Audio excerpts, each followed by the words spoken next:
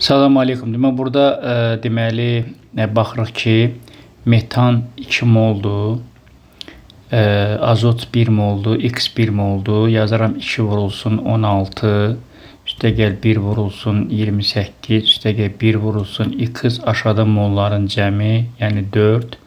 Bunlar eyni olduğuna görə bir-birinə bərabərləşdirirəm. Yenə 2 vur 16, 2 vur 16, üstəgəl 1 vur 28, yəni 28, üstəgəl 2x aşağıda bunların mollarının cəmi 5 olacaqdır.